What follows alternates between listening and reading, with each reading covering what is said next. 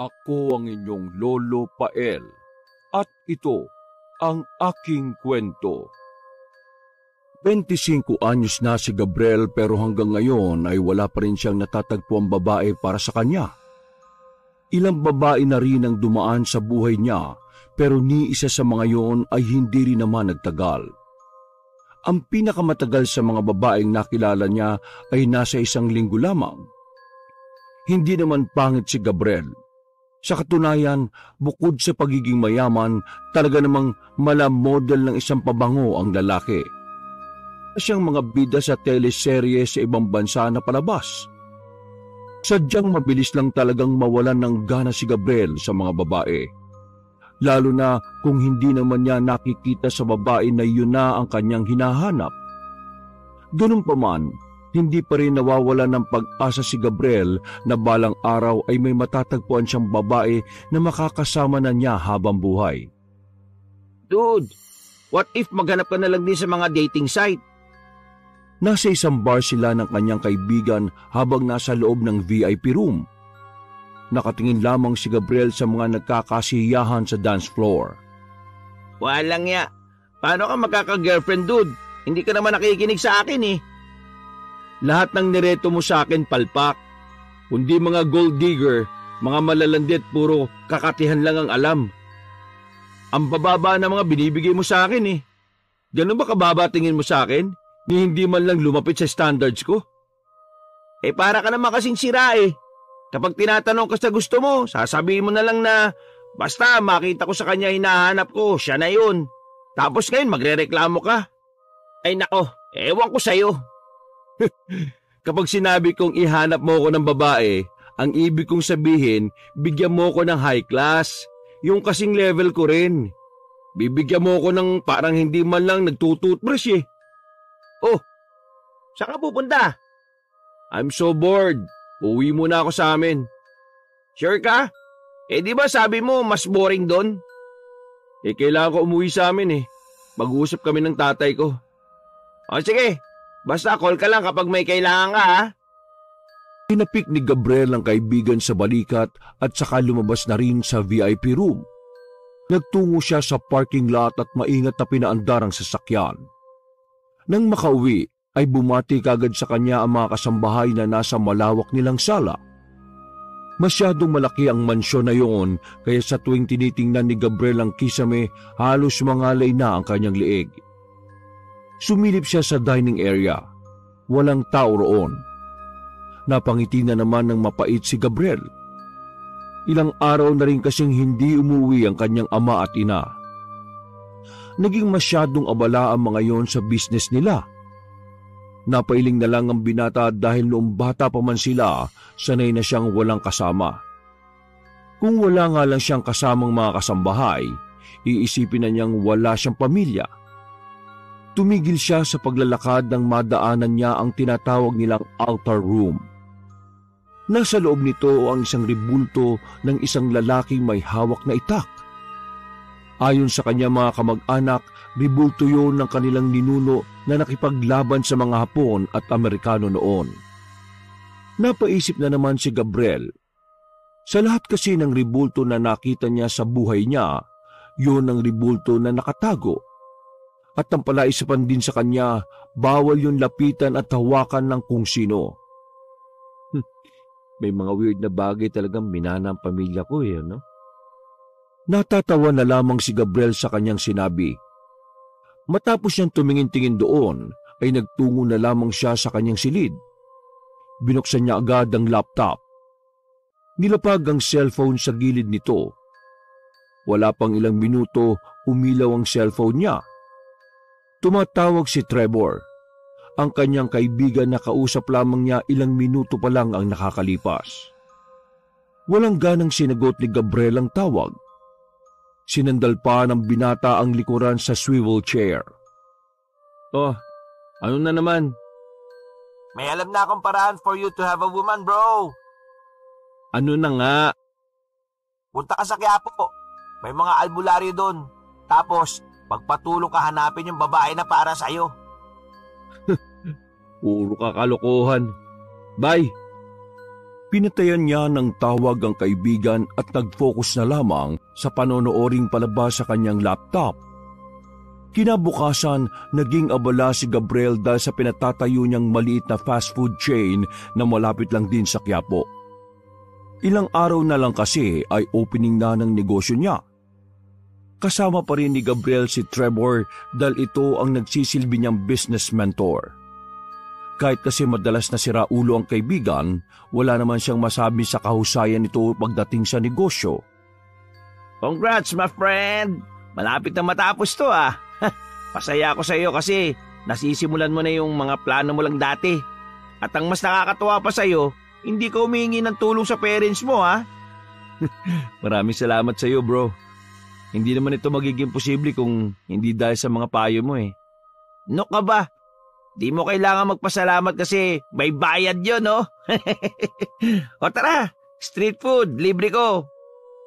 Tanghaling tapat pero naglakad ang dalawa sa kahabaan ng Quiapo. Mabuti na lang ay hindi naman sobrang init ng mga sandaling yon. Sa kanilang paglalakad ay isang manghuhula ang kanilang nadaanan. Nakapwesto yon sa isang tent sa gilid ng bangketa. Bro, what if try mo? Hindi naman totoo yan eh. Magsasayang lang ako ng pera. Susubukan mo nga lang eh. Ako naman na magbabayad. Maniniwala ka dyan eh, hula nga. Walang mawawala kung susubukan lang naman natin.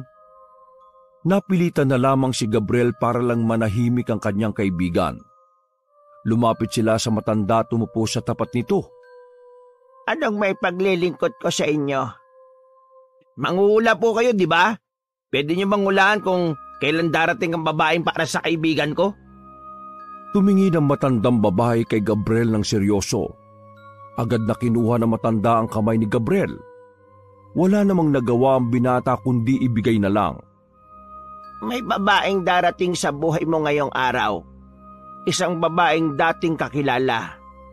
Pero hindi kayo malapit sa isa't isa. Mahaba ang buhok niya. Maganda ang muka.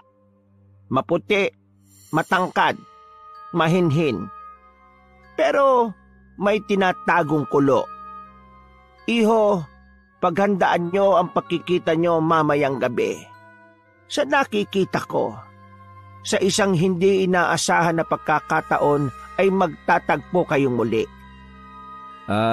Ganun po. Sige po.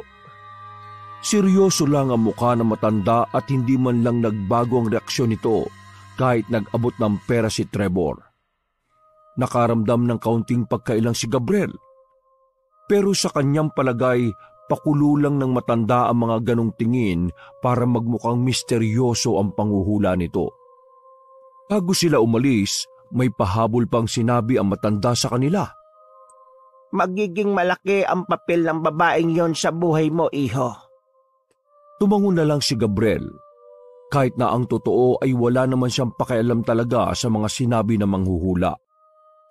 Nang nasakay na sila, ay hindi mawala sa isip ni Trevor ang sinabi ng matanda. Tuwang-tuwa ito dahil iniisip nito na sa wakas, magkakaroon na rin ng kasintahan si Gabriel. Seriously bro, naniniwala ka talaga sa hula? Modus yan ng mga taong tamad magtrabaho eh. Bro, may mga hula na nagkakatotoo. Remember my sister na nasa Canada? 10 years ago, ang sabi ng manghuhula sa kanya, mapapahamak siya sa isang aksidente. Walang sinabing petsa.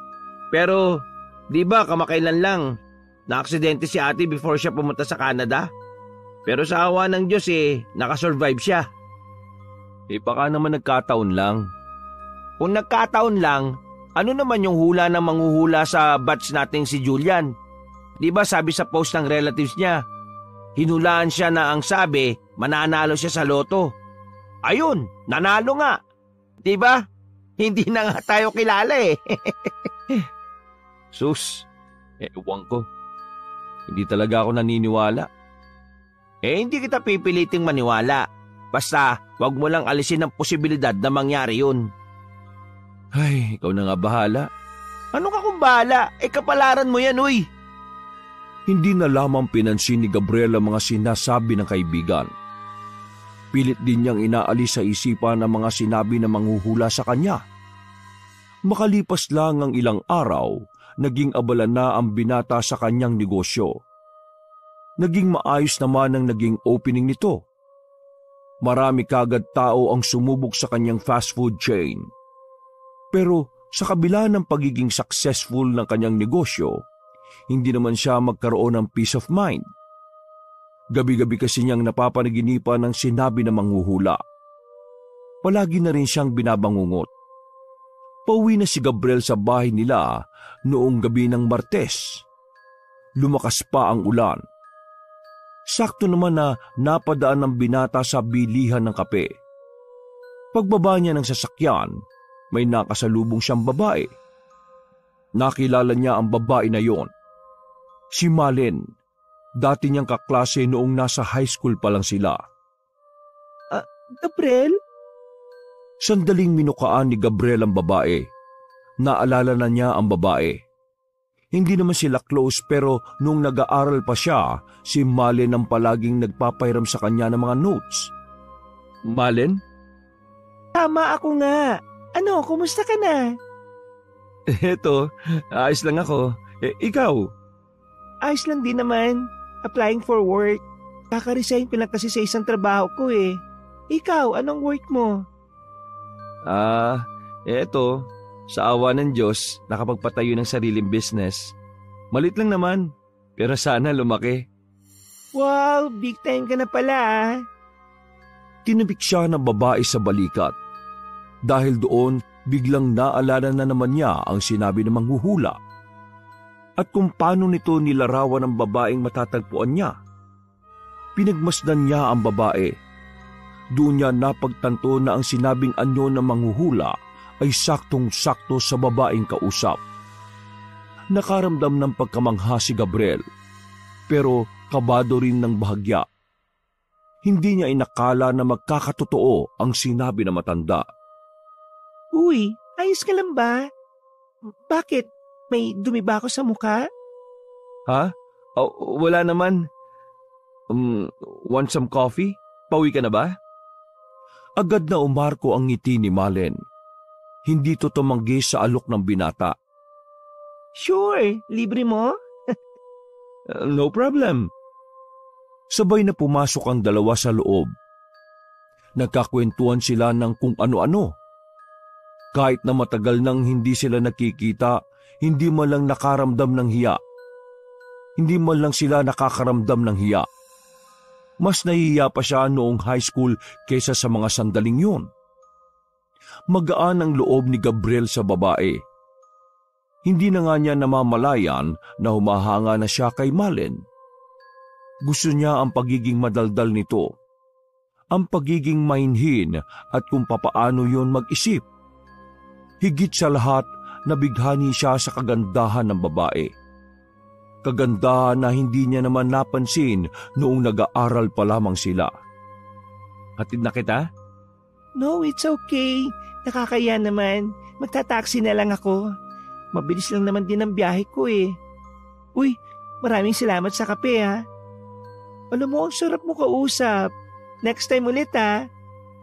Sure, walang problema. Basta, text mo lang ako sa number na binigay ko. O kaya, chat mo na lang ako sa social media account ko. Okay. O paano? Una na ako. Salamat ha. Sige, ingat ka Malen. Ngumiti sa kanya ang babae bago yon sumakay ng taxi. Napapangiti na lang din si Gabriel sa mga nangyari nung oras na yon. Nawala ang pagod at ang mga problemang iniisip niya. Habang nasa sasakyan, iniisip niya pa rin kung si Malen na nga ba ang babaeng nakatadhana para sa kanya. Kung si Malen na nga yun, hindi ko na yung pakakawalan. Bumuntong hininga na lamang ang lalaki at saka pinaandar ng maingat ang kanyang sasakyan. Nang makauwi, wala pa rin ang kanyang mga magulang. Tanging mga kasambahay na naman ang kasama niya sa gabing yon. Napadaan na naman siya sa altar room at napatingin na naman sa ribulto ng kanilang ninuno. Tuwing mapapadaan siya roon, palagi na lang siyang napapatigil. Nagtataka pa rin talaga siya kung bakit hanggang sa maging binata na siya hindi pa rin inaalis ang ribulto na yon sa loob ng kanilang bahay. Palagay ng binata, may malaki talagang ambag sa pamilya ang ribulto na yon. Hindi niya nga lang matukoy kung ano. Basta may negatibo siyang nararamdaman. Pagtingin niya sa pintuan ng altar room, nakalak na naman yon. Binubuksan lang yon kapag papasok doon ng kanyang ama o ina. Tanging sa salamin na bintana lamang niya nakikita ang misteryosong ribulto. Aalis na sana siya nang biglang mapansin niya na parang lumingon ng ribulto sa kanya. Nagsalubong ang kilay niya dahil doon. Binalikan niya ng tingin ang ribulto. Pero nanatili naman yon sa posisyon nito. Ay nako, kung ano na naman ang nakikita ko ha. Kailangan ko na nga siguro magpahinga. Napapailing at natatawa na lamang si Gabriel sa kanyang sarili. Nagtungo siya sa kanyang silid at sinalampak ang sarili sa kama. Makailang ulit na siyang tumitingin sa kanyang cellphone pero hanggang umabot na lang siya ng madaling araw ay hindi pa rin tumatawag o nagte-text si Malen. Dumaan ang ilang araw ay hindi pa rin nagpaparamdam ang dalagang si Malen. Itinuon na lamang ni Gabriel ang atensyon sa kanyang negosyo sa Quiapo. Aminado ang lalaki na umasa siya na baka si Malen na nga ang kanyang hinahanap. Pero dahil hindi na nga nagparamdam ang babae, palagay niya ay hindi rin siya type nito. Napapatingin na lamang siya sa kaisa-isang larawan nila ni Malen noong nasa kapihan sila. Sigurado ka bang tama yung number na binigay mo? Baka naman kasi kaya hindi kanya magawang tawagan o text mali yung naibigay mo. Tama yung number na binigay ko. At kung mali man, binigay ko rin naman sa kanya yung social media account ko Pwede naman doon yan na lang ako i-message kung talagang interesado siya, di ba? Baka mo, na-ghost na ako. Ang nega mo naman, pre. Sinubukan mo na bang hanapin siya sa social media? Oo naman, pero wala pa rin ako makita Wala rin siya sa mutual friend ng mga dati kong kaklase nung high school. Hindi ko rin naman maalala last name niya, kaya first time niya lang ako nagse-search. Diyos ko naman kasi. Dapat kasi kinuha mo na rin yung number niya Masyado ka kasing paimportante.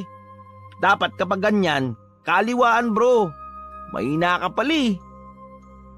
Nako, hayaan mo na. Kung hindi para sa akin, di hindi.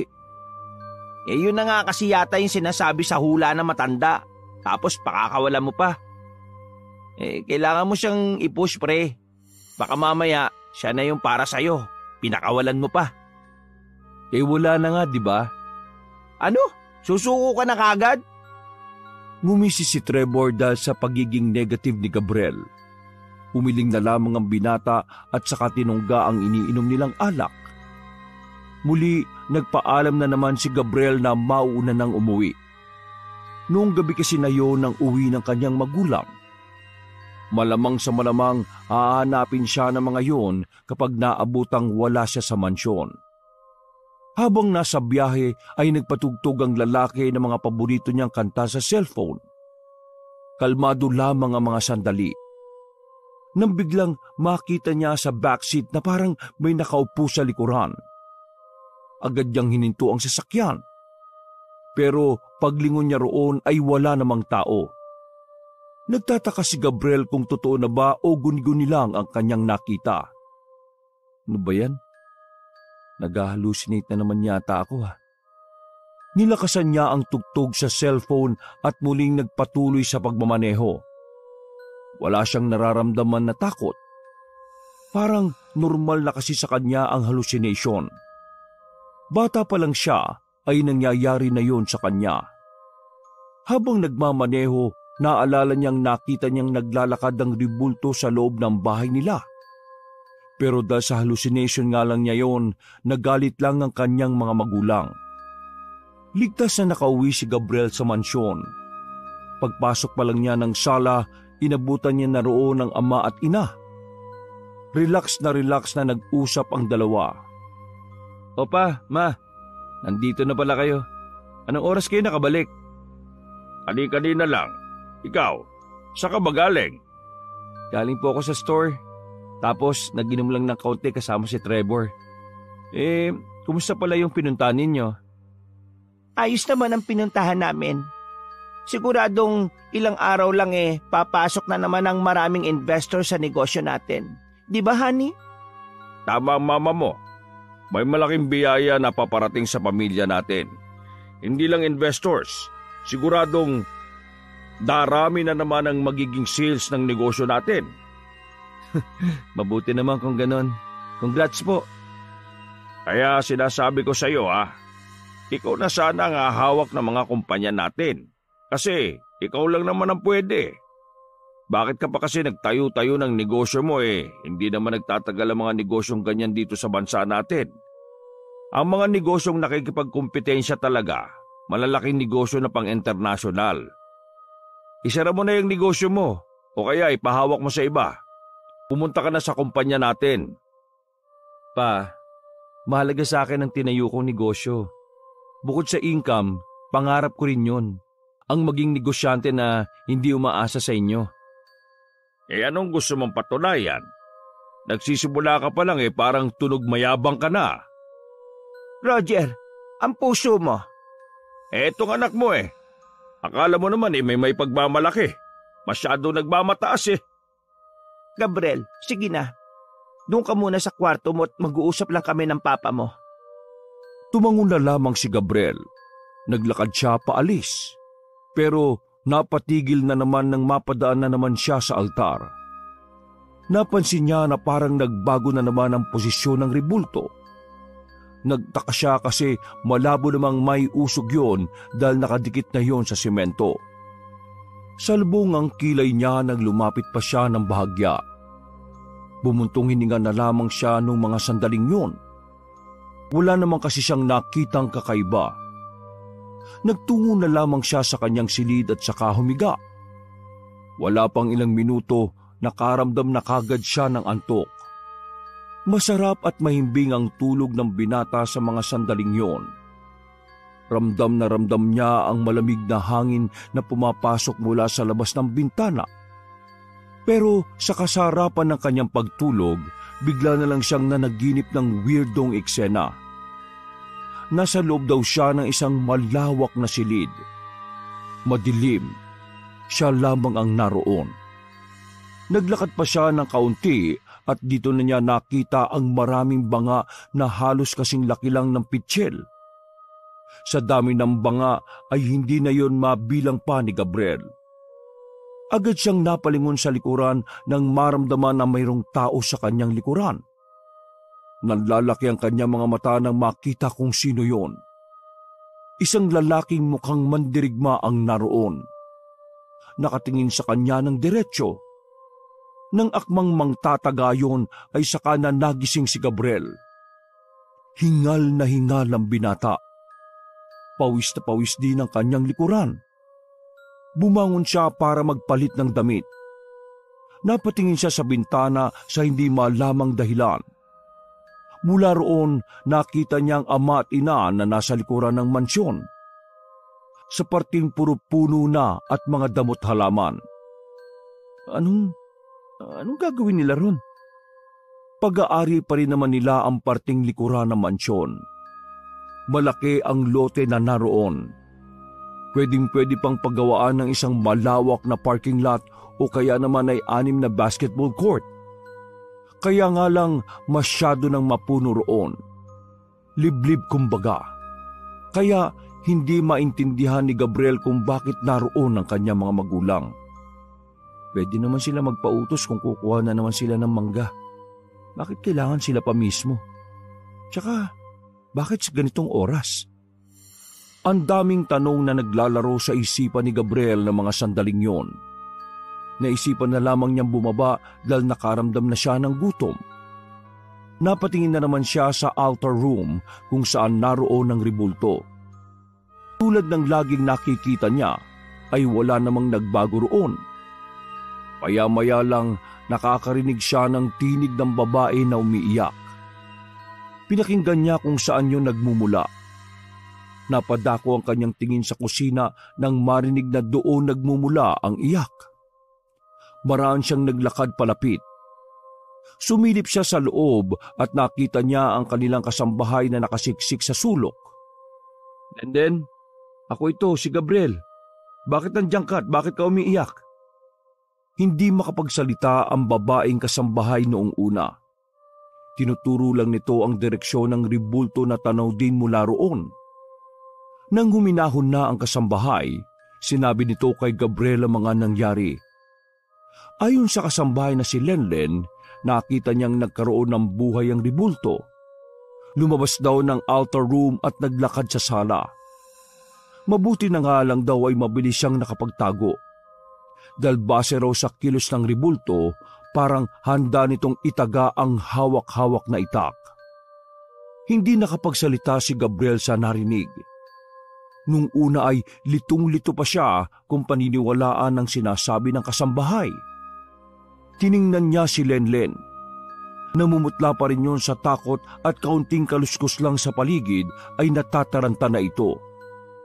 Kilala ni Gabriel si Lenlen dahil ito ang madalas niyang kausap sa bahay.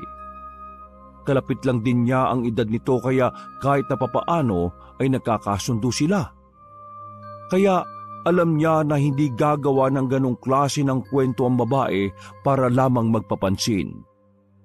Lalo pat bakas sa itsura ng babae na halos hirap na itong makahinga. Pinakalma ni Gabriel ang babae at saka pinapasok na rin yon sa silid. Kinaumagahan habang sabay-sabay na nag-aalmusal sa dining room, naglakas loob si Gabriel na pag-usapan ng ribulto ng kanilang ninuno.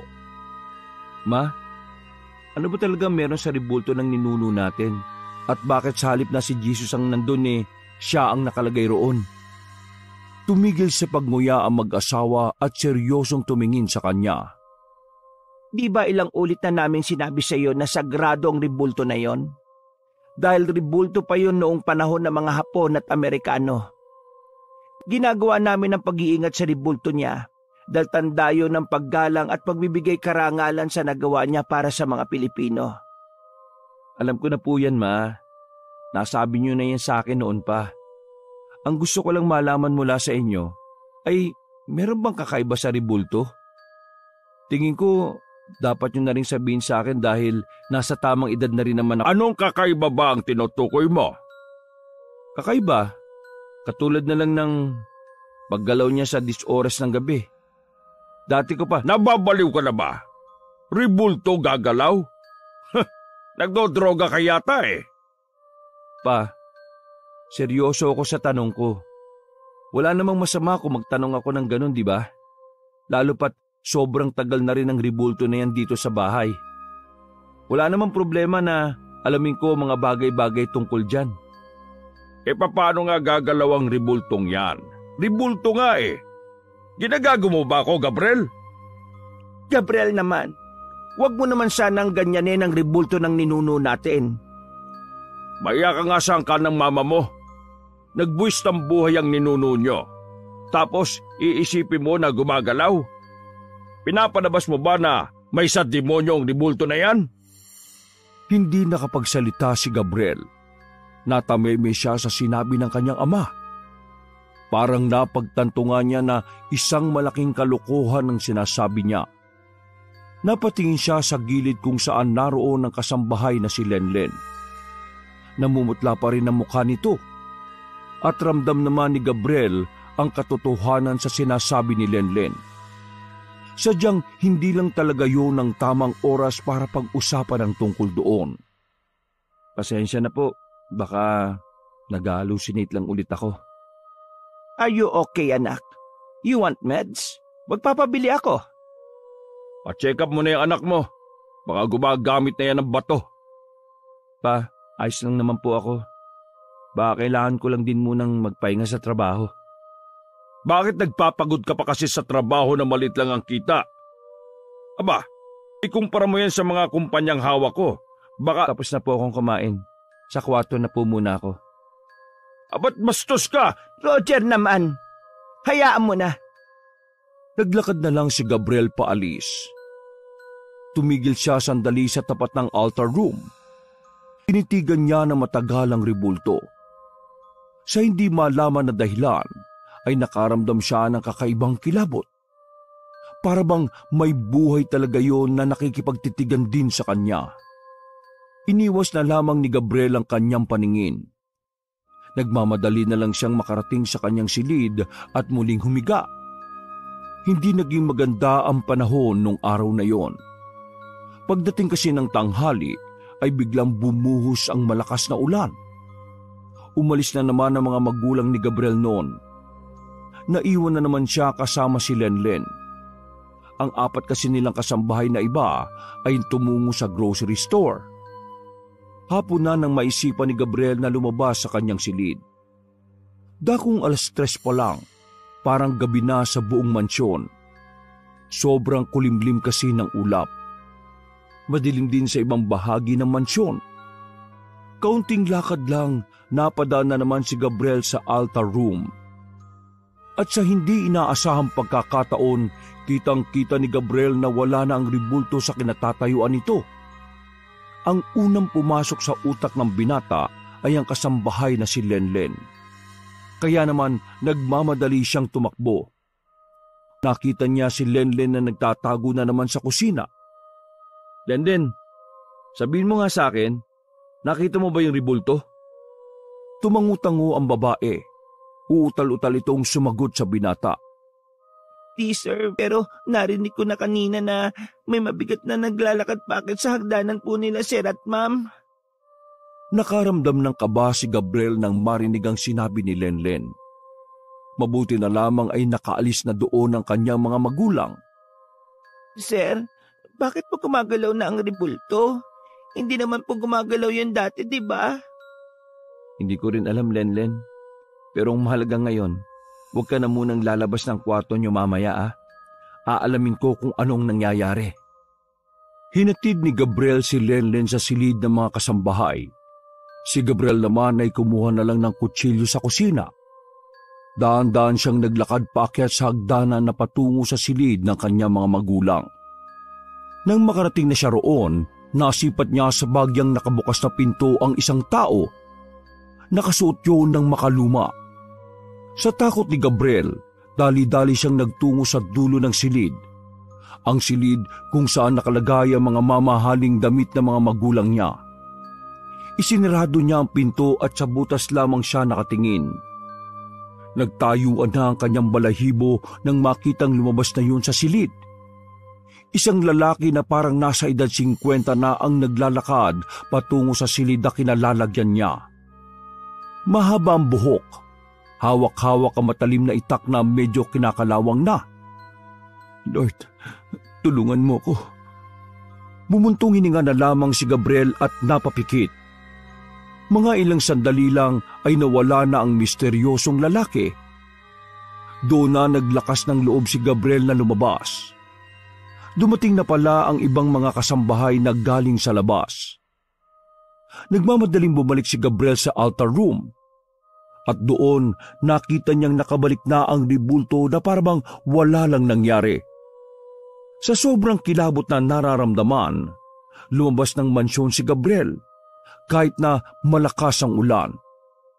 Nakipagkita siya sa kaibigan para kahit na papaano makalimot siya sa mga nangyari. Mga pangyayari na hindi niya masabi-sabi sa kaibigan. Dahil ayaw niyang isipin ito na may kababalaghan sa kanilang mansyon. Oh, kumusta na nga pala? Wala pa rin bang balita kay Malin? Wala pa rin eh. Hindi ko na nga inaasahan na magkikita pa kami nun. Ilalaan ko na lang yung oras ko sa negosyo. Yayaman na ako. Wala pa akong sakit sa ulo na babaeng iintindihin. Ay nako, ang hina mo naman. May picture ka ba ng babaeng yan? Ipagtatanong-tanong ko sa mga dati kong kaklase. Malay mo, kilala nila yan. Diyos ko, nakakaya. Mga abala ka pa ng ibang tao. At saka, baka isipin nila na may masama tayong balak dun. Tayo? May masamang balak? Businessman? Tapos business coach? Masamang tao? Akin na nga yan, patingin. Ay nako, bahala ka na nga sa buhay mo. Inabot ni Gabriel ang cellphone nito sa lalaki at pinakita ang larawan nila ni Malin. Tiningnan maigi yon ni Trevor. Nanlalaki ang mga mata ni Trevor habang pinagmamasdan nito ang larawan. Parang hindi to makapaniwala sa kanyang nakikita. Huy, ano ka ba? Kilala mo ba si Malin? Marahang nag-angat ng tingin si Trevor sa kanya. May pangamba ang mga mata nito. Bro, sigurado ka na ito yung babaeng nakausap mo? Oo, bakit? Bro, kilala ko yan eh. Pero hindi Malin ang pangalan niya sa amin. Nympha. Nympha? Paano magiging si Nympha yan? Kaklase ko yan noong high school pa lang kami. Malin ang pangalan yan. Bro, naalala mo ba yung bago kayo lumipat sa mansyon nyo sa Cavite 10 years ago? Yung sinabi ko sa iyo na meron kang kaklase na muntikan ng makulong dahil sa kulam? Pero dahil wala naman tayong batas doon pinalaya ka agad siya? Wait. Ang dami mong sinasabi. Just make it simple, okay? Yung kaklase mo, yang Malin nga. Yung muntikang makulong pero nakalaya rin kaagad. Teka, si Malin yung kaklase ko noon na sinasabing mangkukulam sa Nueva Ecija? Yun. Ayaw mo kasi akong pakinggan eh. Kaya nawala sa isip mo na siya noon. Putya. Hindi ko pala talaga siya kilala. At alam mo ba kung anong nakakakilabot? Si Malin o Nympha sa pagkakakilala namin sa Nueva Ecija, meron siyang kinulam doon. Ang sabi-sabi, dito sa Maynila nagstay para magtago. Kasi sabi ng mga relatives ko sa Nueva Ecija hinahanap siya ng pamilya ng kinulam niya. Pare, yung pagkikita nyo, katatapos niya lang mangkulam noon. Yung kaklase mo na nakadate mo ng isang gabi, si Malin o Nympha, isang mangkukulam yan. Sa hindi malamang dahilan, nagtindigan ang mga balahibo ni Gabriel. Parang nagsisisi na siya na nakausap niya ang babaeng yon nung gabing yon. Pero ang pinagtataka lamang niya, bakit hindi na niya yon mahanap pa? Visit naman no. Di pa nga ako makamove on dun sa ribulto. Dumagdag pa yung si Malin sa iniisip ko. Ano? Ribulto? Bakit? Anong meron sa ribulto nyo, bro? Saka lamang napagtanto ni Gabriel na nadulas ang kanyang dila. Kaya naman naisipan na lamang din niyang ikwento kay Trevor ang nangyayari sa mansyon. Promise mo sa akin hindi mo ako pagtatawanan. Bakit naman kita pagtatawanan? Dangya kasi. Alam mo yung ribulto ng ninuno namin na nasa bayan namin ever since? Pre, kani-kanina, gumalaw yun. As in naglakad. Nawala sa mismong altar room. Nakita rin ang kasambay namin na si Lenlen. Napaayos ng upo si Trevor nang marinig ang sinabing yon ni Gabriel. Gustong-gusto kasi ng lalaki ang mga ganong klase ng usapan. Totoo? Paano nangyari yun? Hindi ko nga rin alam pre kung papaano Basta, itong mga nakaraan lang, nakakaramdam na talaga ako na parang may kakaiba Tapos, kanina, ayun, nangyari na. Umakyat pa nga sa kwarto ng parents ko yan. Bro, nakakakilabot. Pero, hindi ko talaga alam kung bakit nangyayari ang lahat ng to Hindi kaya dahil ito kay Malin? May niligay kasi siyang kamalasan sa buhay ko? What if magkonsulta tayo sa eksperto sa albularyo? Ayan ka na naman Tingnan mo nangyari Nagkatotoo nga yung sinabi na manghuhula. Pero mangkukulam naman ang ibinigay niya. Baliw! Hindi naman manghuhula ang albularyo Tutulungan kanyang malaman kung ano ang meron. Para malaman mo na rin kung bakit biglang nagkabuhay ang ribulto ninyo. Hindi ako mapapahamak dyan. Hindi. Gusto mo ngayon punta tayong Quiapo. Nandun yung kakilala kong albularyo na taga Nueva Ecija. Kilala rin niya si Nympha. Mayos ka nga. Kapag ako na naman nalagay sa alanganin, malilintikan ka sa akin. Oh, kalma! Bibigyan nga natin ng solusyon niyang kababalagan sa bahay ninyo Nagdadalawang isip man ay pumayag na lang din si Gabriel sa huli. Gusto niya rin naman kasi na matapos na ang nangyayaring yon. Hindi na rin kasi talaga maganda ang naiisip ni Gabriel. Pakiramdam niya, anumang oras ay may masasaktan na sa mansyon. Hindi na inubos ng dalawa ang kanilang iniinom. Bumiyay na agad ang magkaibigan patungo sa Quiapo. Alanganing oras na noon, pero medyo marami-rami pa rin tao sa kalsada. Pero yung nilalakaran nilang iskinita papasok, madilim na at wala ng gaanong tao na makikita. Kung meron man, mga tambay sa gilid-gilid na parang mukhang hold-upper. Pero hindi na lamang nila yung pinansin. Diretso lang ang lakad nila hanggang sa makarating na sa bahay ng albularyong si Nato. Mang Nato, si Trevor po ito. Pamangkin ni Priscilla sa Nueva Ecija. Halos 2 minuto lang silang naghintay. Nagbukas na rin ang pintuan. Isang lalaking hindi pa naman katandaan ang bumungad sa kanila. Sa palagay ni Gabriel ay nasa edad 35 o 40 pa lang naman ang lalaki. Medyo may kaangasan din ang boses nito. O Trevor, bakit napasal ka rito? May pilay ka na naman ba? Kailot ko lang sa iyo nung nakaraang buwan na. Wala naman po akong pilay. Pero may gusto lang sana kaming ikonsulta sa inyo eh. Palagay ko, matutulungan nyo kami. Okay, sige. Pasok kayo. Umupo ang magkaibigan sa mahabang upuan. Umupo rin ang albularyo sa isang customized na upuan na nagmukhang trono ng hari. Hindi na nagsayang pa ng oras si Gabriel. Kinwento na rin niya ang nangyayari sa kanilang bahay. Pati na rin ang pagkikita nila ni Malen. Habang nagkukwento si Gabriel, napapapikit ang albularyo. Bagay na nagdudulot ng pagkailang kay Gabriel. Pagkatapos niya magkwento ay dumilit ang albularyong si Nato. Huminga ito ng malalim at sandaling lumagok ng alak. O ano, tapos ka na ba? Opo, yun na po yun. Pwede ba akong pumunta sa bahay ninyo? Napaisip sandali si Gabriel. Hindi kasi sila basta-basta pwedeng tumanggap ng bisita. Lalo na kung hindi naman nila kilala. Si Trevor nga kailangang laging nagpapaalam sa mga magulang niya. Kung hindi pwede bro, baka pwede nating gawan ng paraan kasi kailangan niya makita yung ribulto eh. Sige. Ibibigay kong address. Bukas ng hapon, pwede. Kasi aalisin na mama at papa ng oras na yon. Trevor, nasa alanganing sitwasyon tong kaibigan mo. Po? Bakit po, Mang Nato? Hindi pa malinaw sa akin ang lahat eh.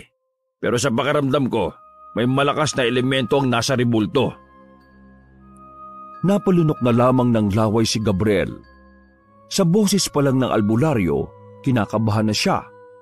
Kaya hindi niya maiwasang hindi mangamba. Sa ngayon ay umuwi na muna kayo. Ibibigay ko ang numero ko para sakaling may mangyari. Magsabi kayo at ime-message ko sa inyo ang mga dapat niyong gawin. Sige po, maraming salamat po, Mang Nato. Tumango sa kanila ang albularyo. Lumabas na rin sila pagkatapos ng pag-uusap na yun. Habang nasa biyahe ay tahimik lang ang dalawa. Pareho silang lutang dahil sa mga nangyayari.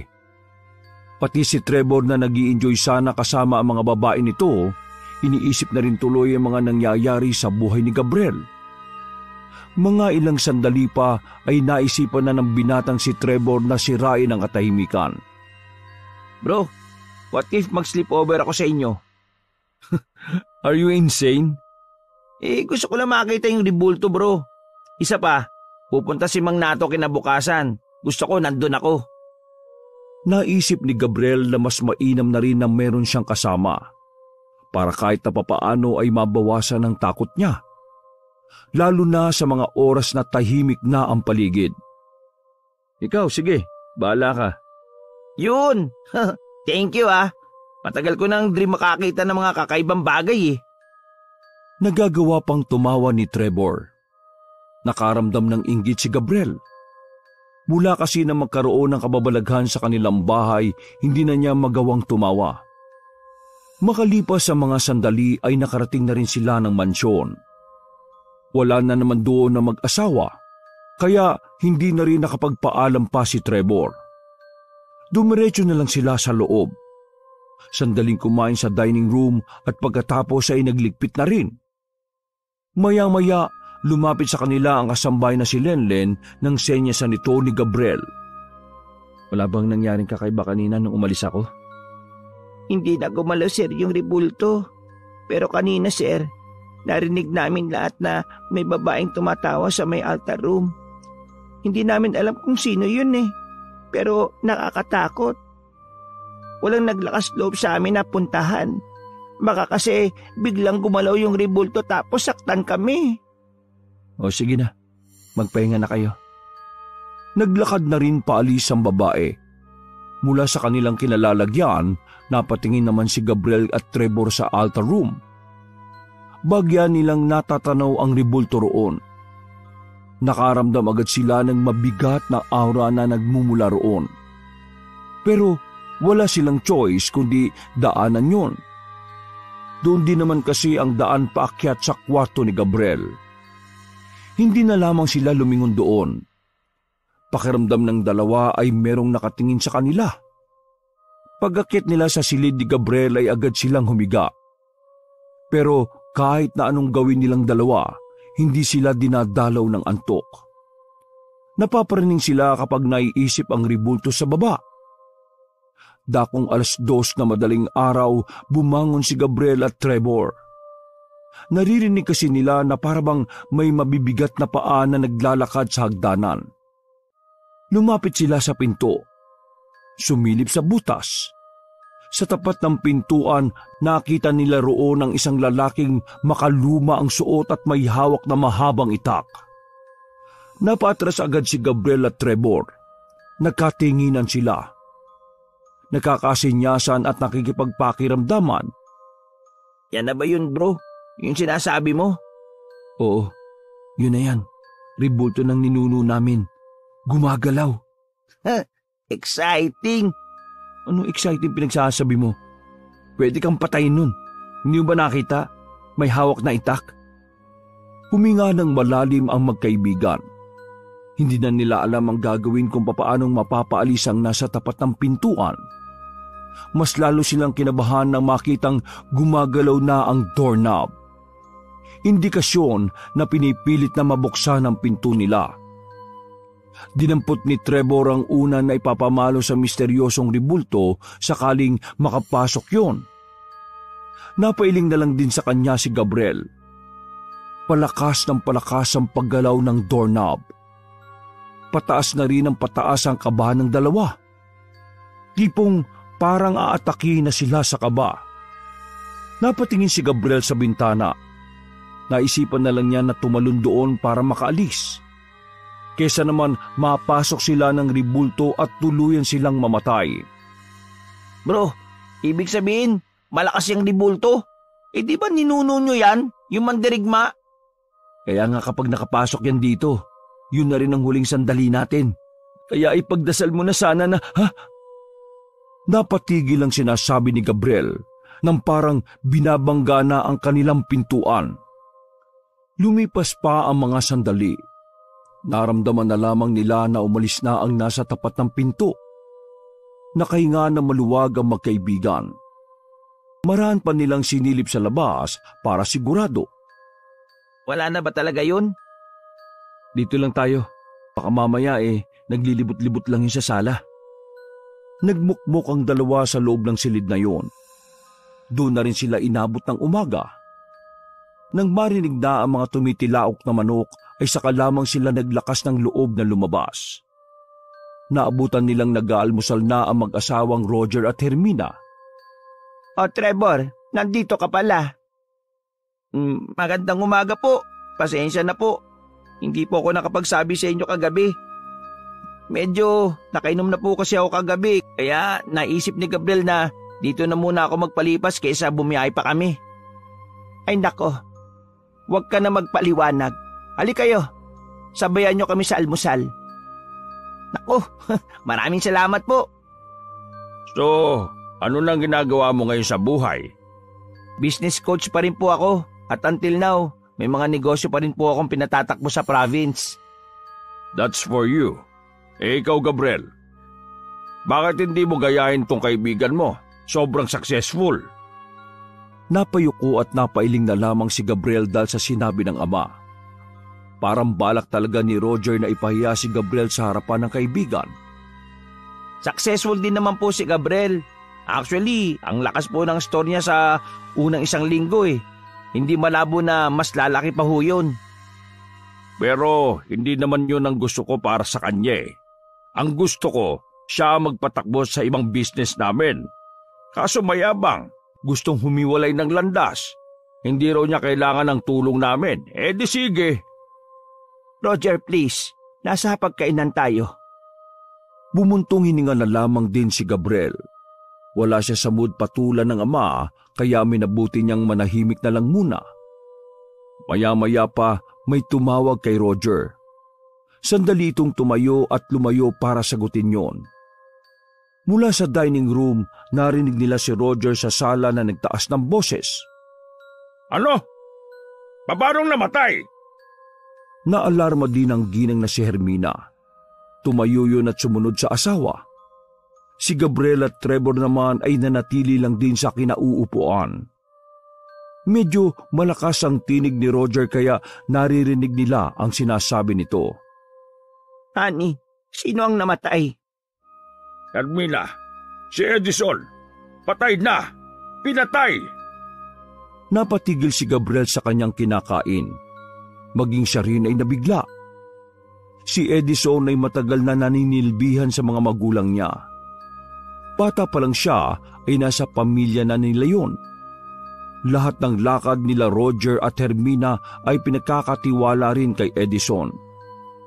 Sa lahat kasi ng tauhan nila, si Edison ang talaga namang trusted sa lahat. Umalis sa mag-asawa sa oras pa lang na yon. Sila-sila na naman ang naiwan sa mansyon. Pagdating ng tanghali, kinausap ni Gabriel ang kakilala niyang tauhan nila na si Joel para isend sa kanya ang larawan ni Edison. Halos manghina ang tuhod ni Gabriel nang makita ang kawawang si Edison na duguan sa loob mismo ng bahay nito. Nakalaylay na ang ulo nito na parang matatanggal na sa liig. Marami din itong hiwa sa katawan na parang pinagtatataga ito ng sobrang daming beses. Maging si Trevor ay muntikan na ring masuka nang makita ang kaawa-awang sinapit ng tauhan. May nakaaway ba siya para may gumawa ng ganyan sa kanya? Sa pagkakaalam ko, mabait namang tao yung si Kuya Eddie. Hindi na natuloy ni Gabriel ang kanyang sasabihin nang mapadako na naman ang tingin sa altar room. Sa hindi malamang dahilan, parang may humihila sa kanya para magpunta roon. Uy, sandali lang! Pagdating nila sa harapan ng altar room, sa pagitan ng bintanang salamin ay nakita nila na parang may bahid ng tuyong dugo ang hawak na itak ng ribulto. Napatras si Gabriel at Trevor. Lumakas na naman ang tibok ng kanilang puso.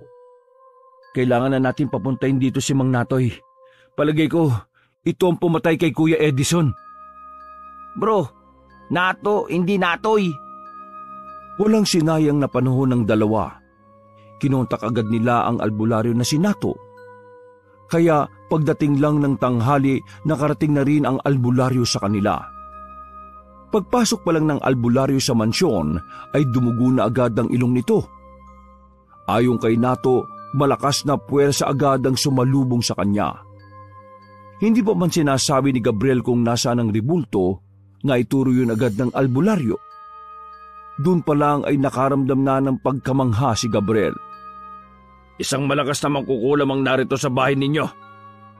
Teka, si Malin ba sinasabi mo?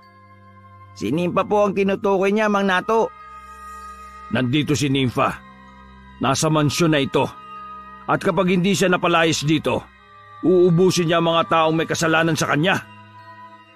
Sandali naman. Paano mo sasabing nandito si Nympha hindi ko naman kasama yun dito? Bro, umamin ka nga.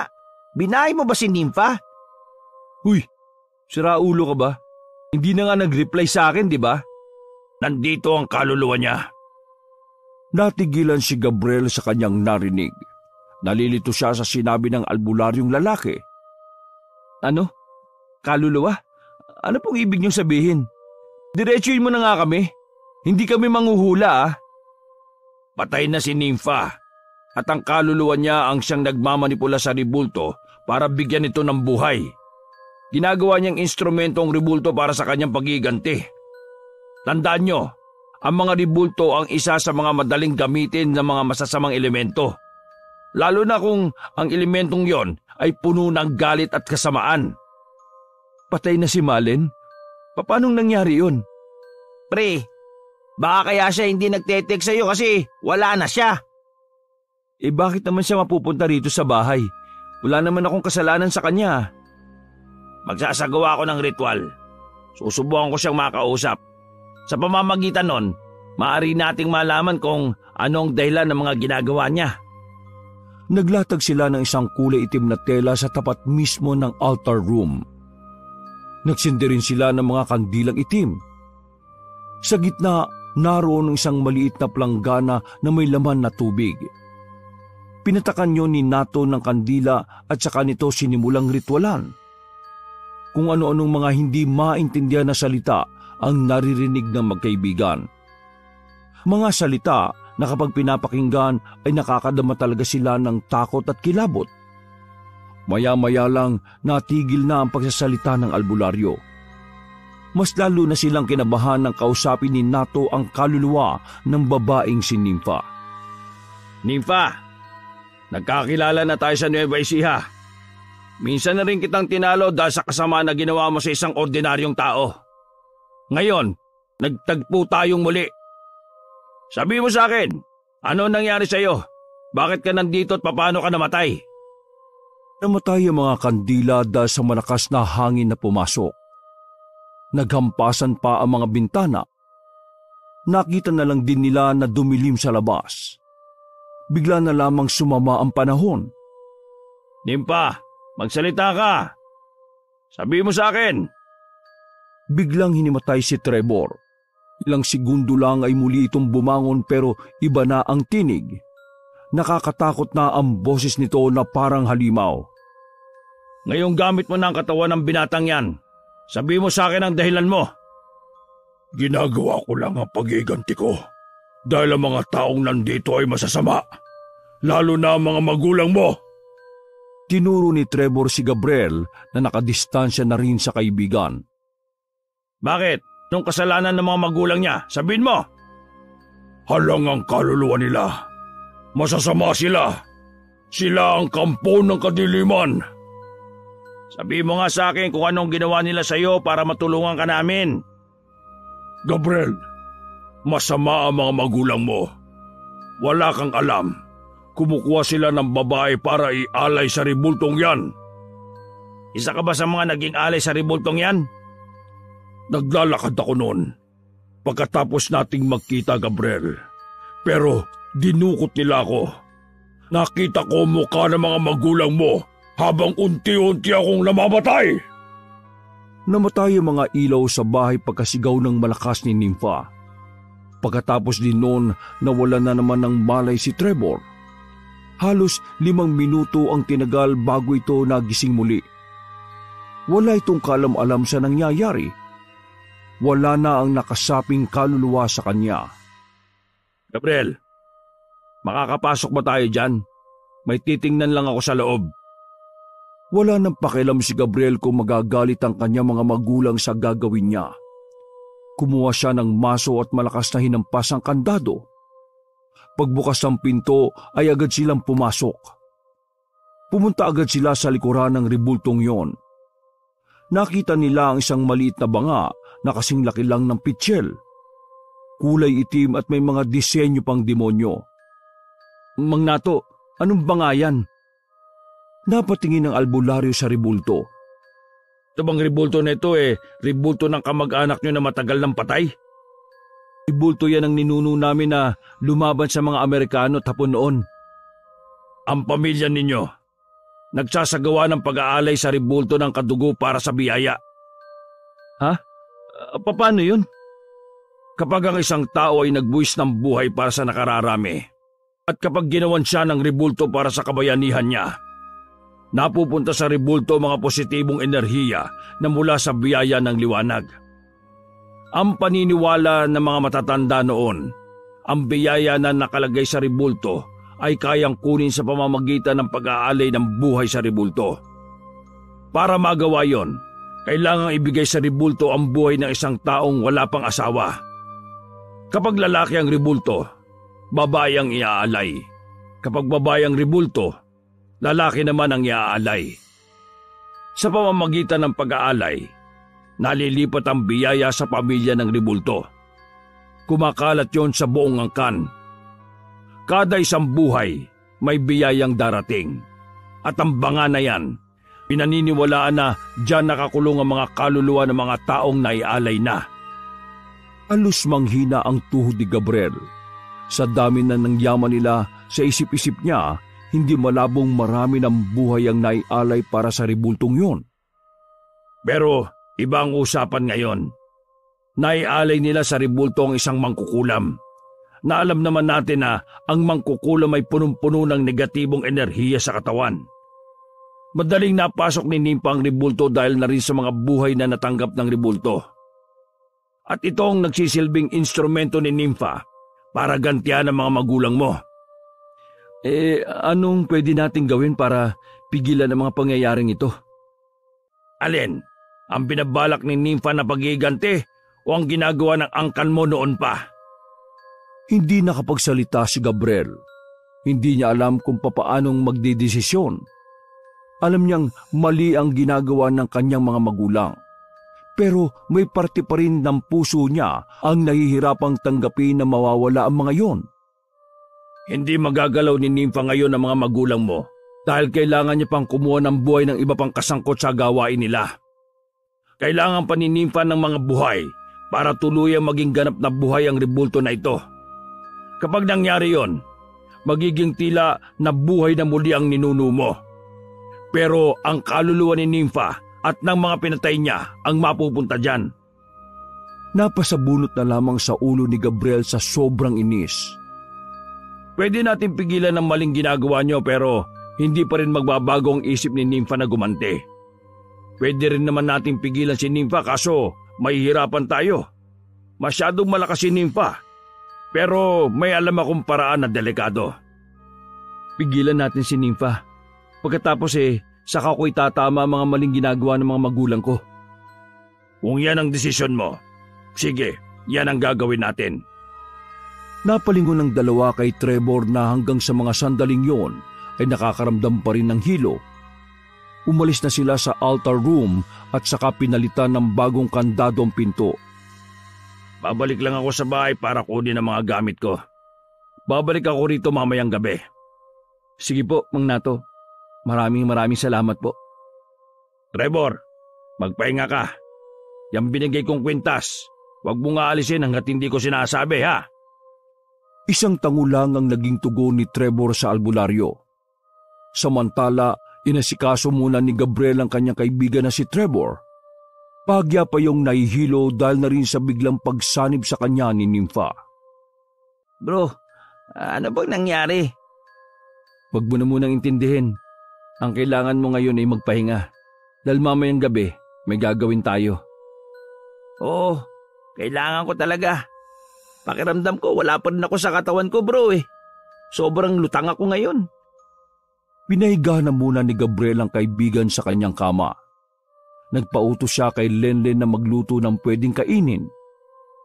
Dakong 3:00 nang magising si Trevor. Medyo maayos na rin ang kalagayan nito. Pagbaba nila, nakita nila si Lenlen na umiiyak na naman. Pero sa pagkakataong yun ay kasama na nito ang ibang kasambahay. Sir Gabriel, yung rebulto po. Kumalaw na naman kanina. Pinakalma na muna ni Gabriel ang kasambahay. Pagkatapos, binigyan niya muna ng pera mga yon para makalayo-layo. Sa mga sandaling yun kasi, nararamdaman ni Gabriel na hindi magiging madali para sa mga kasambahay ang mga kaganapan. Lumabas na muna kayo at bukas na lang kayo bumalik. Kasama na sa pera na yan ang pang-check-in niyo sa hotel. Bago gumabi ay nakaalis na rin ng mga kasambahay. Si Gabriel na lamang ang naiwan doon at si Trevor. Nasa sala lamang sila noong mga oras na yon. Nakatambay at nakikiramdam kung muling gagalaw ang ribulto. Pero wala namang nangyari. Maliban na lang sa biglang paglamig ng kanilang kinalalagyan. What if mapunta na natin si Mang Nato? Nagpadala na ako ng message. Bro, sa totoo lang, ngayon lang ako nakaranas ng ganitong takot. Ang bigat sa aura ng mansyon na ito. Ako rin. Natatakot na sa sarili naming bahay. Hindi ko alam na aabot sa ganito ang lahat eh. Hindi ko inaasahan ang mga nalaman ko. Makalipas pa ang ilang oras ay sumapit na ang gabi. Wala pa rin si Mang Nato na mga oras na yon. Pero naririnig na nila na mayroong babaeng tumatawa sa altar room. Kutob nila ay si Malin o Nympha ang babaeng yon. Kaya naman kahit gustong-gusto ni Gabriel na magtungo sa kanyang silid ay hindi na lamang niya ginawa. Nabuhayan sila ng loob ng marinig na may dumating. Pagsilip nila sa main door ay nakita nila ang mag-asawang Roger at Hermina. Pagpasok pa lamang ng mga iyon ay napansin na agad ni Hermina na wala ang mga kasambahay. Gabriel, nasaan ang mga kasambahay? Binigyan ko ng pera, panggala nila. Pinalabas ko na muna sila para makapag-relax-relax. At pinaggala mo pa talaga? Pupunta rito mamaya ang pamilya ni Edison para makausap namin. Nasaan ba talaga ang utak mo? Kalma lang, honey. Tayo na lang ang pupunta sa kanila kinabukasan. I will call Manang Fe na lang. Kita mo na. Dahil sa mali-mali mong desisyon, may pag-uusap na nasira. Alam ba kung ilang pamilya kakausapin namin? Lahat ng pamilya ng mga tauhan namin. Kasi lahat ng tauhan namin ay pinatay ng sinumang lintik na killer na yan. Ano? Pinatay rin ng mga tauhan nyo? Yan ba yung madalas kasama ni Mang Edison? Oo, kanina lang namin nalaman. Lahat ng tauhan namin, puro may hiwa at ang iba naman ay, nakakakilabot. Pugot ang ulo. Nagtayuan ang balahibo ng magkaibigang Gabriel at Trevor. Lalo na si Gabriel, dahil alam na niya ang mga pangyayaring yon ay may sapat ng kakayahan ng kaluluwa ni Nympha para patayin ang mga magulang niya. Oh, bakit ganyan ang reaksyon yung dalawa? May alam ba kayo kung sinong pumapatay? Ma, magtapat nga kayo sa akin. Ano bang meron sa ribulto ng ninuno natin at bakit sobrang halaga nun sa inyo? Paulit-ulit kang animal ka! Di ba nasabi na sa iyo ng mama mo? Mahina ba ang utak mo para umintindi? Ma, umamin na kayo. Meron kayong ginagawa na kayo-kayo lang matatanda sa angkan lang natin ang nakakaalam. Nanlaki ang mga mata ng ginang na si Hermina sa narinig. Ganon din si Roger na nagtataka. Ha? Anong sinasabi mo, Gabriel? Ma, umamin na kayo. Alam ko na ang totoo. Sinasabi ko sa iyo, Hermina, nababaliw na tong anak mo eh. Pinarehab na sana natin yan noon pa eh. Ilang babae na ang inalay nyo sa ribulto para sa biyaya na inaasam-asam ninyo. Sa sinabing yun ni Gabriel ay nanahimik ang mag-asawa. Hindi makapaniwala ang mga yon kung saan nalaman ng anak nila ang tungkol doon. Ma, Pa, alam ko na ang lihim ng angka natin. Kaya tayo yumayaman dahil sa biyaya na mula sa pag-aalay sa ribulto ng ninuno natin. Aminin nyo na kasi. Gabriel, ilang buhay ng mga babae na ba ang inalay nyo para lang yumaman? At ngayon, dahil sa ginagawa nyo, isang kampo ng kadiliman ang naialay ninyo. Gumaganti na siya. Gumaganti na ang mangkukulam na inalay nyo sa lintik na ribulto na yan. Anong mangkukulam ang sinasabi mo? Anong alay-alay ang sinasabi mo? Nasisira ka na ba talaga ng bait? Kapag hindi nyo tinama mga pagkakamali ninyo, mapipilitan akong gumawa ng hakbang.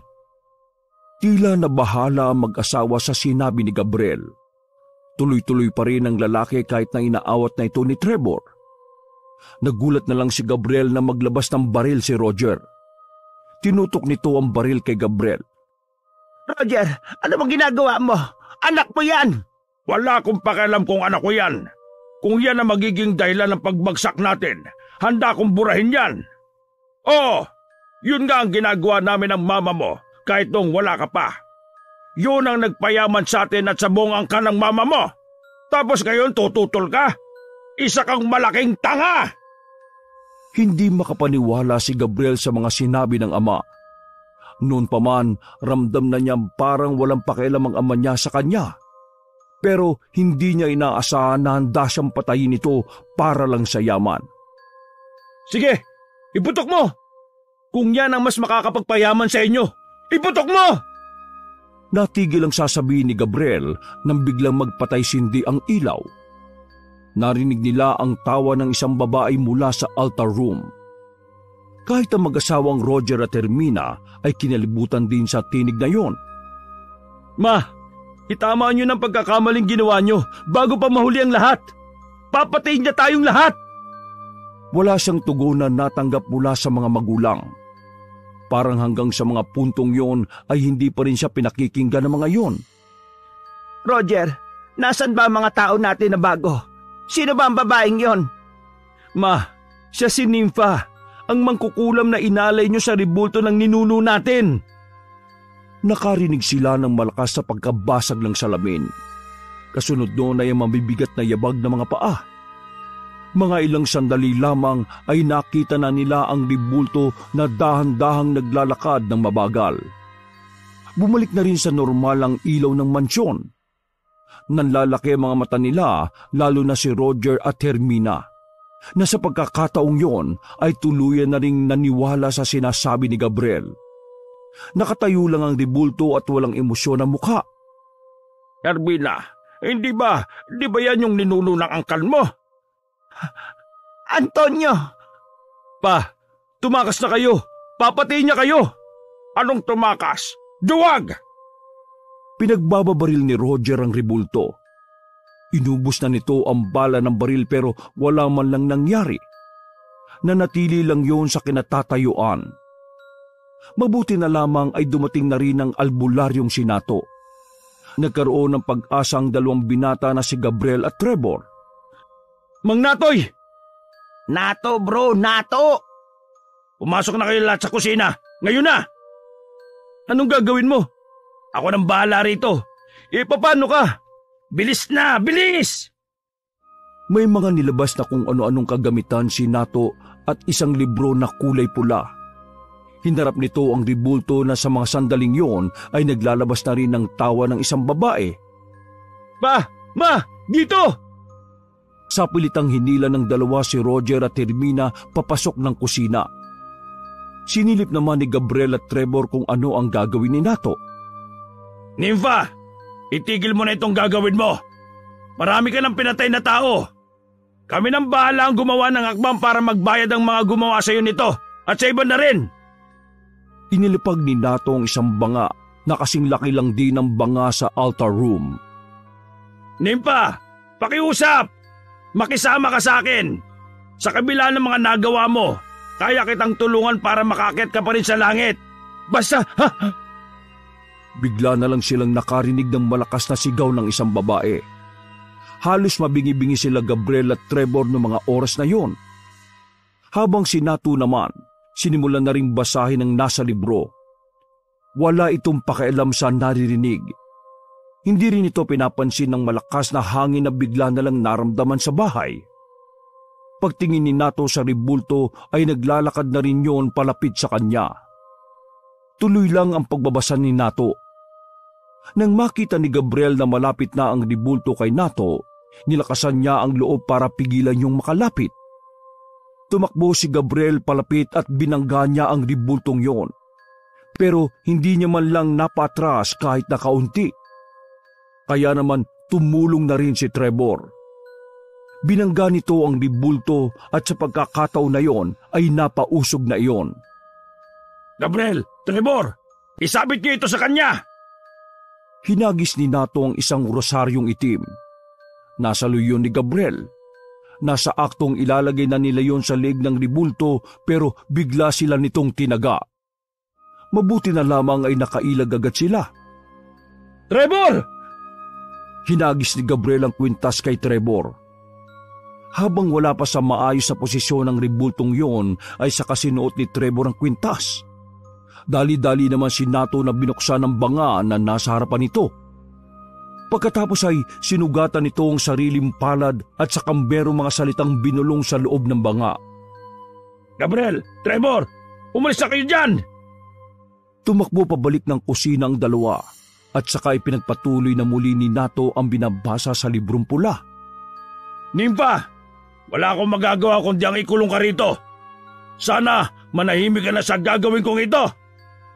Pagsara ni Nato ng libro, ay muling nagkaroon ng malakas na hangin sa loob ng mansyon. Nagbagsakan ng mga babasagin. Maging chandelier ay umuuga-uga na rin. Nagpatay-sindi na rin ang ilaw noong mga oras na yon. Nimpa, ito na ang huli mong sandali. Katapusan na ng kasamaan mo! Mga ilang sandali lang ay nawala na rin ang malakas na hangin. Bumalik na sa normal ang ilaw. Nawala na rin ang rebulto. Matapos ang nangyaring yon, bigla na lang nawala ng malay si Nato. Agad din namang inasikaso yon ni Gabriel at Trevor. Sa lahat ng nangyari, walang masabi si Roger at Hermina. Gulat na gulat sila sa kanilang mga nasaksihan. Kinabukasan, pagkatapos magpahinga ni Nato, hindi na nagdalawang isip si Gabriel na pumunta sa mga pulis. Nireport niya ang mga ginagawa ng kanyang mga magulang. Ang salaysay niya ay tumutugma sa mga dami ng bilang na nawawala. Kaya naman agad na umaksyon ng mga pulis. Pagpunta nila ng mansyon, paalis pa lang sana ang mag-asawang Roger at Hermina. Parehong may mga dalang maleta. Nagulat ang mag-asawa na makasalubong nila si Gabriel at Trevor na may kasama ng mga pulis. Hindi sila makapagsalita. Pa, Ma, maraming salamat dahil pinalaki niyo ako ng maayos. Pero hindi niyo pwedeng takasan ang mga ginawa niyong masama. Kailangan niyong pagbayaran ng mga buhay na nawala dahil sa kagustuhan niyong yumaman. Pinusasan na ng mga pulis ang mag-asawa. Galit na galit naman si Roger kay Gabriel. Wala ka talagang kwentang anak kahit na kailan! Una nang isinakay si Roger sa sasakyan. Sandali naman nagpaalam ang kanyang ina sa kanya. Anak, patawarin mo kami sa mga nagawa namin. Wala akong choice kundi sundan ang tradisyon ng angkan. Pero ngayon masaya na ako kasi hindi mo natatahakin ang landas na tinahak namin. Matapos hulihin ng mag-asawa, inibistigahan ng buong mansyon. Doon na natuklasan ng mga tunnel patungo sa isang underground chapel. Naroon ang mga banga na kinalalagyan ng mga kaluluwa ng mga naunang inalay sa rebulto. Nakita rin doon ang ilang mga gamit ng mga biktima, mga ID at ilang larawan na lalong nagdiin sa mag-asawa. Hindi man pinaniwalaan ang tungkol sa biyayang binibigay ng rebulto, naging matibay naman ang mga ebidensya sa pagpatay sa mga babaeng ginawang alay. Sapat na para mabulok sa kulungan si Roger at Hermina. Trevor, bro, maraming salamat sa lahat ng ginawa mo ha. Kung wala ka, baka hindi na natapos ang problemang yun eh. Ay, wala yun. Siyempre, ikaw pa ba? Tutulungan kita, bro kita eh. Kung sa bagay, tama ka dyan. Pero, kumusta na pala si Mang Nato? Ayos lang naman daw siya. Pakisabi, padadalan ko siya ng bagong bahay para sa pamilya niya. Padadalan? Baka bibilhan. Matadala ba yung bahay? Natawa na lamang ang dalawa. Sandali silang nag-appear at saka uminom ng alak. Nasa bar na naman sila noong mga sandaling yon. Yun ay para maghanap na naman ng babaeng maaaring maging kasintahan ni Gabriel. Sa nangyari, natutunan ni Gabriel na walang kwenta ang yaman kung ito ay nakuha naman galing sa kasamaan. Kaya kahit nalugi ang lahat ng negosyo ng kanyang ama't ina, nagsusumikap siyang palaguin ang kanyang sariling negosyo. Wakas!